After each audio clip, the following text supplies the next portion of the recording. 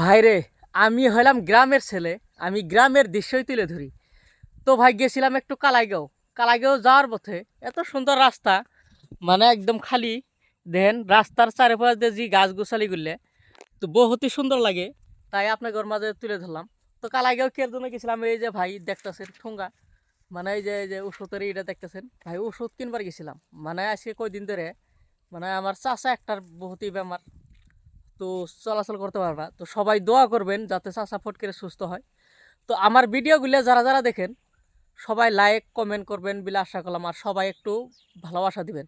মানে আমার ভিডিও বানানি বহুতই মানে হাউস পানিসা, আমার ভাইরাল হওয়ার বহুত হাউস। আপনারা যদি ইচ্ছা করুন মানে 4-5 দিনেই ভাইরাল করে দিতে পারবেন। তো আপনারা কীভাবে ইচ্ছা করলে আপনারা আমার মনে মনে ভাববেন যে কীভাবে আমরা কীভাবে ইচ্ছা করে হারে কী করবো। তো ভাই আপনারা যদি ভিডিওগুলো শেয়ার করেন, যদি 100 জনের শেয়ার করেন, তাই তো ভাই আমি ভাইরাল।